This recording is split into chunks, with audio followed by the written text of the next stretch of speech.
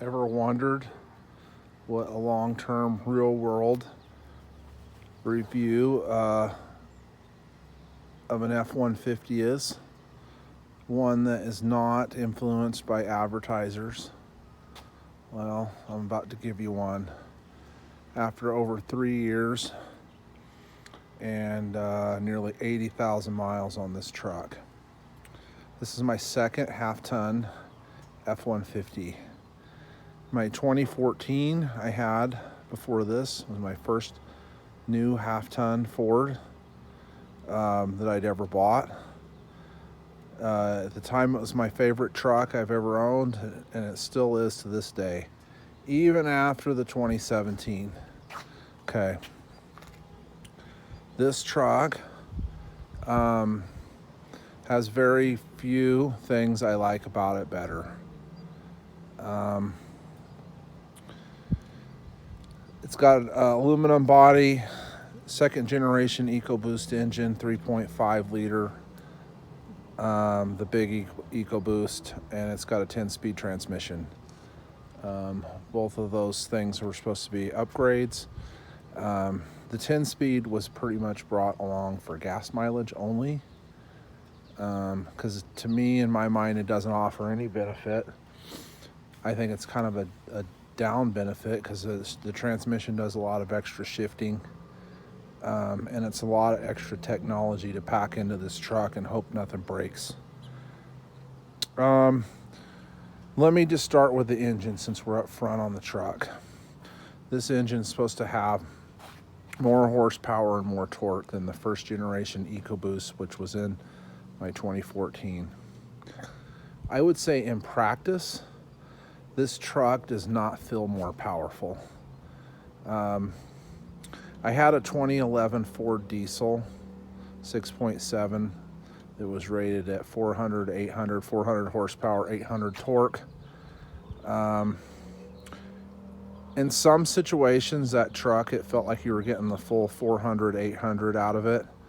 But on the highway towing, it was like they did something to the engine programming to not give you full power.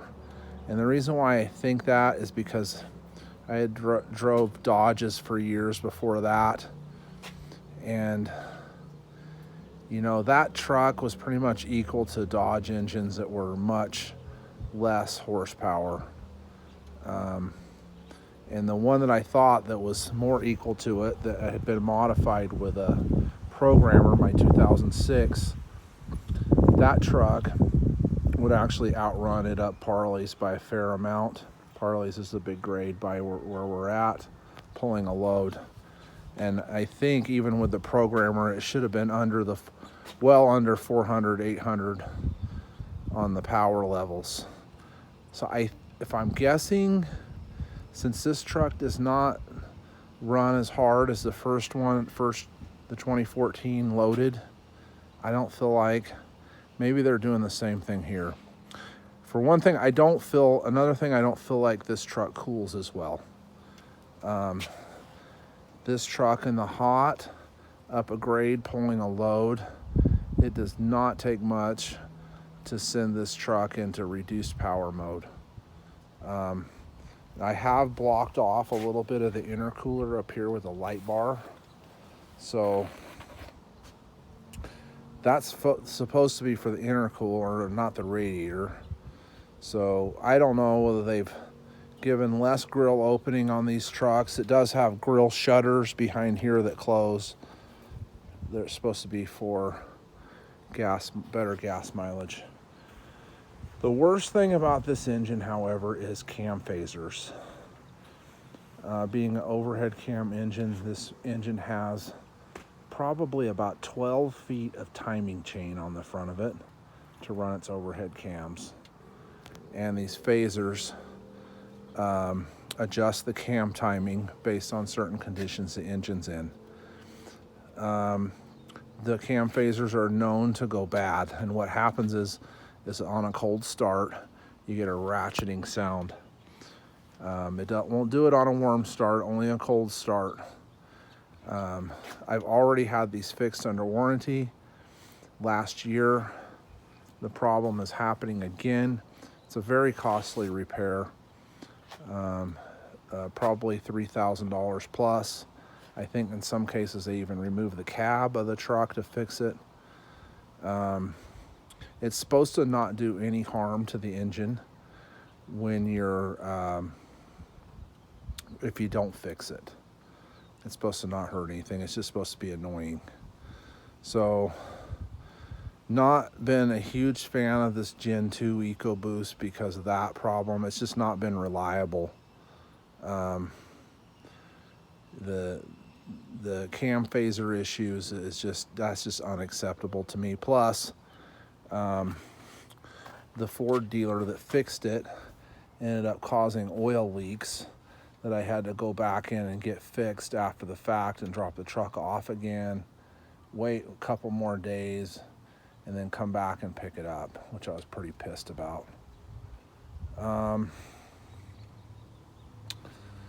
The 10-speed transmission. It's been reflashed 2 different times with new programming because it had a rough shift into 3rd, and it's had a weird shift sometimes into 5th. Very intermittent. This last reflash has largely fixed any transmission stuff. I don't hear of people having like outright transmission failures on these trucks with the 10-speed. But I do hear it's common about the shifting issues. So that 3rd and I think the gear ratio separating between 1st and 3rd is also a little wonky, which they need to change that ratio because the transmission wants to go from 1st to 3rd all the time, which I think is just natural, and it only uses 2nd gear when you're towing or starting off really slow, and that 3rd gear shift's a little tough for it to do all at once, I feel like. This truck spends about 3,000 miles a year on Nevada rotten, dirty, nasty roads, and very hard use for this truck. It's not babied. You can see, hopefully I'll be able to capture all the desert pinstriping and scratches all down it. More scratches, more scratches there. This truck really gets put through the ringer. Okay, quick interruption there. Back to it. I was talking about what this truck sees. As you can see, this running board's been hit. Ran over a big boulder that got rolled around up underneath that step and did that. I've had to jump on it and get it to bend down. This truck gets wheeled, and like as a result, I think I'm a little hard on it. I've already had to have the driver's side wheel bearing replaced, and out of pocket. Well, I got Ford to cover part of it, but now the passenger side wheel bearing is needing to be replaced. So, not happy about that. Those should be 100,000 mile parts, and they're just not. And since we're outside, I'll show you another defect of these trucks generally, and that is a buckling dash problem. See that right there? The dash actually buckles, and does the same thing over there. Ford will fix that. That is if you want the dealer taking apart your dash. But the problem is they put the same crappy dash back in, and you'll have the same problem over again. Just a piss poor deal.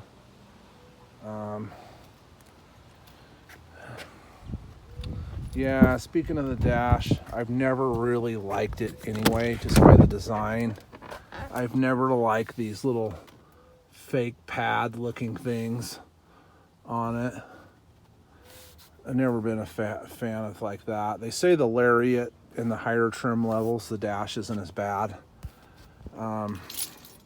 Since we're talking about the other part of the dash, I'll take you to another part that is just, to me, just piss poor. Another common problem with the dash is like the fitment here. This right here does not fit worth the crap. Also, this door like will pop open during some certain situations. Dude, this is just crap design. Some people, there's a TSB out on fixing this, and the Ford knows. They know. Since we're outside, let's finish covering another lackluster situation. Notice that all the lug nuts are replaced. Those aren't Ford lug nuts. The reason why is they put 2-piece lug nuts in here. Each one of these lug nuts, that's just a chrome cap over it. See, these had to actually be chiseled off in order to get the lug nut off, because what happens is after a while these swell, and I was almost stranded out in the middle of nowhere, Nevada, because of that crap. I'm gonna actually mail these to the president of Ford and tell him, dude, what in the actual hell are we doing with lug nuts? Because they're not one piece. Tire places putting impacts on there. Plus, the worst part is when they start to swell, you have to use an oversized wrench to get them off, which makes it even worse. Oh gosh. All to save, I don't know, $5. As many of these that they make. Those are 1-piece lug nuts that are solid that are on there now. I had to end up replacing all of them. Lug nuts, the simplest thing they ever put on a truck, right? They couldn't get it right.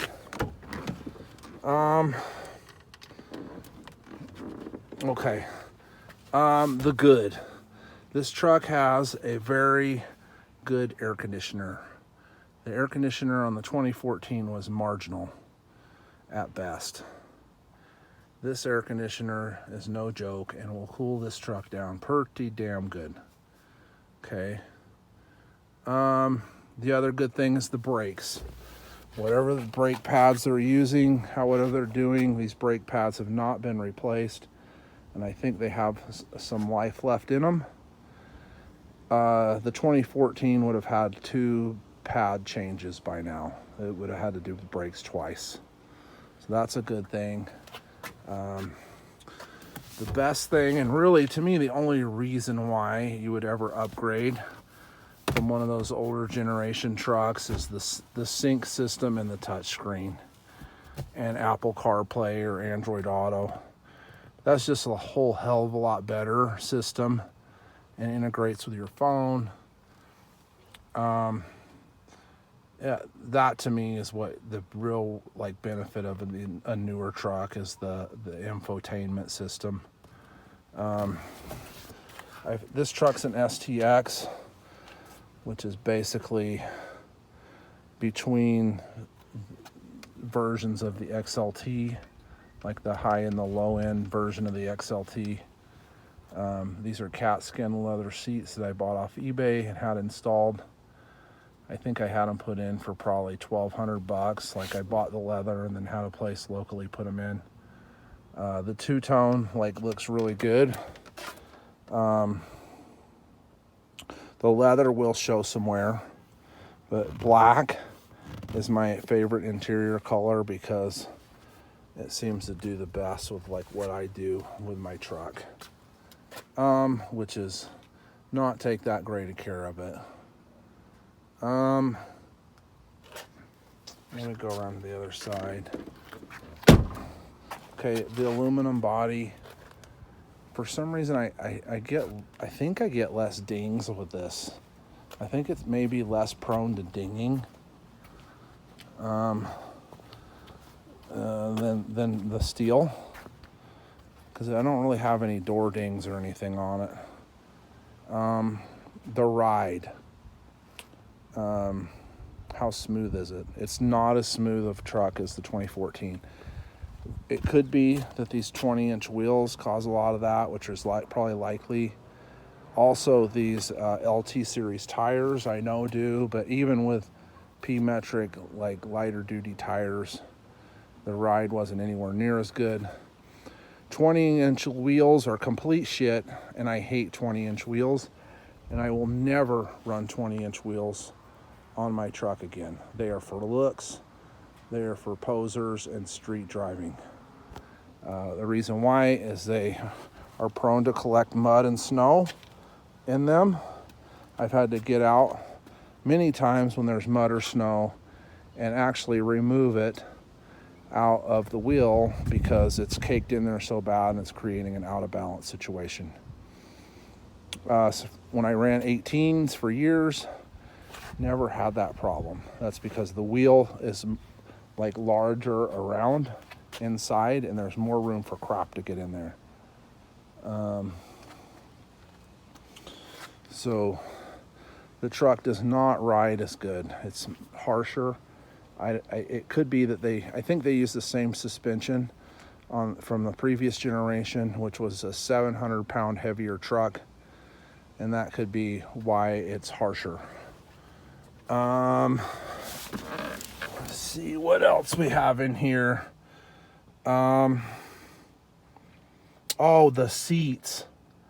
Oh, I don't know what in the world they did with these seats, but they somehow made the world's most uncomfortable seat in a truck. Both my wife and I, she gets in here and doesn't like riding in here for a long time. She doesn't like riding in a long time in any vehicle, but much less in here. This seat I actually bought out of a wrecked 301 option truck. And whenever they put leather on it, I had them put the leather on the junkyard seat. Why did I do that?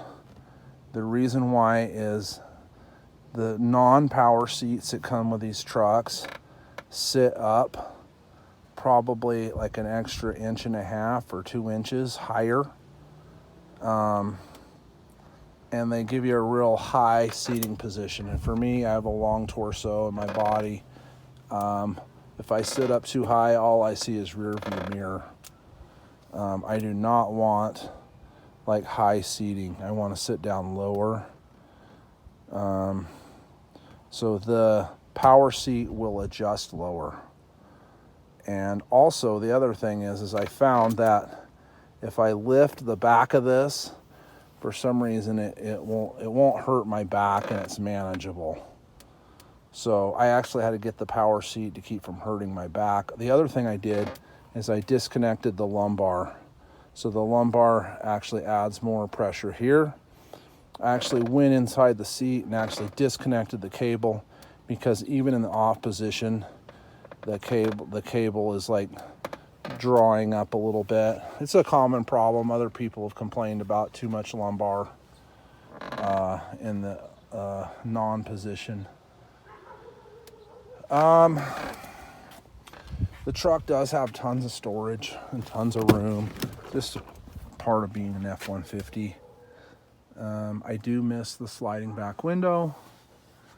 And the other thing I miss the most is the keypad on the door. No keypad on for the STX. I won't do an STX again. I will just pay the extra money for the XLT at least, because I want the keypad, and the sliding window is nice for a truck with a short bed in case you need to haul something long and run it through the cab.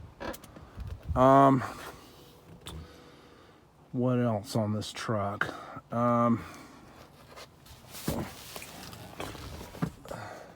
This is my first console truck.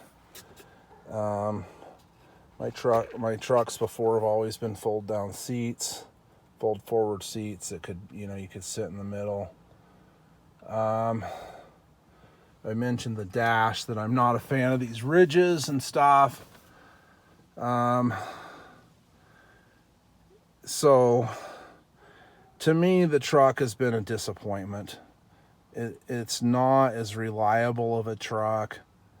Wheel bearings, cam phasers, transmission stuff. Ford people tend to be like really brand loyal.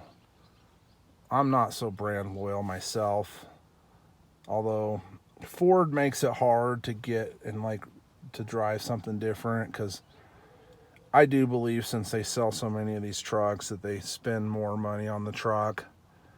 Also, those turbochargers hanging off each bank of the cylinders, off each exhaust manifold, is tough to beat in high altitude where we live. When it's hot and high, the amount of power loss for a non-turbo engine is substantial. It's huge. Those turbos pump it right back up, and you got pretty much full power again. And there's really nothing that can run with these trucks out there. That's the problem. Toyota certainly know. Their trucks are a dozen years old in generation. And Dodge and Chevy haven't really embraced the turbocharging. So for where we live, the turbos reign supreme. It is enough to keep me to probably buy a Ford again. I can't ever do Chevy. I do think Dodge, even after seeing the 2021 interior, at least pictures of it, I do think Dodge still has a nicer interior. Not a big fan with how Ford like did a big like mounted like build up for the screen. I think they should have done more of a standing screen like you see in like Audis and BMWs and stuff like that. I mean, they had a chance to do anything they wanted pretty much. But to me, it still looks older. The way it's built in like this, still just mainly bigger.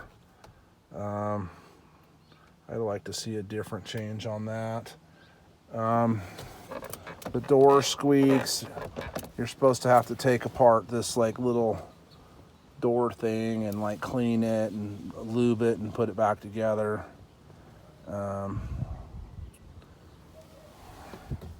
The steering wheel. For some reason, there's always, and this isn't just Ford, there's always this push to have thick steering wheels. And I have XL hands already, but this damn steering wheel is just too thick. I guess that's what she said. But anyway, it's just too much. It needs to be a thinner wheel. It actually sometimes, in some cases, actually hurts my hand after a long time. We need to go back to thinner wheels. I like thinner wheels like they had on cars from the 60s and 70s. Maybe it doesn't need to be quite that thin, but it needs to be a lot thinner than this. This is too fat of a steering wheel. Oh gosh, what else here? Seats, we talked about all that. Oh, plastic. And this isn't just Ford, but the plastic is really easily scratched. It's been that way for, when I had Dodges and my 2011 Ford and even the 2014 F-150. For some reason, the plastic on the door panels and stuff just scratches like way too freaking easy. They need to do something about that.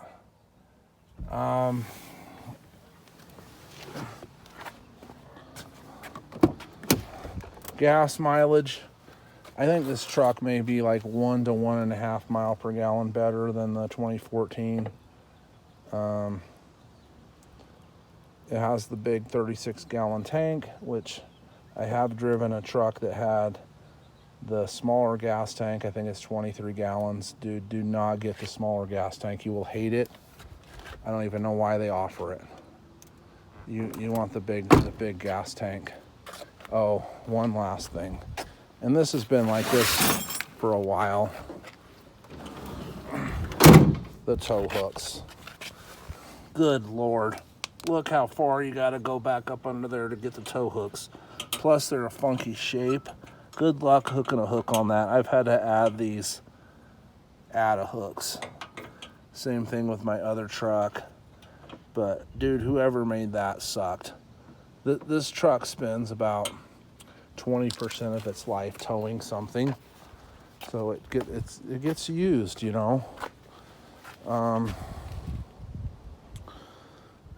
So they need to figure out something different on the tow hooks, like how to hook onto them better.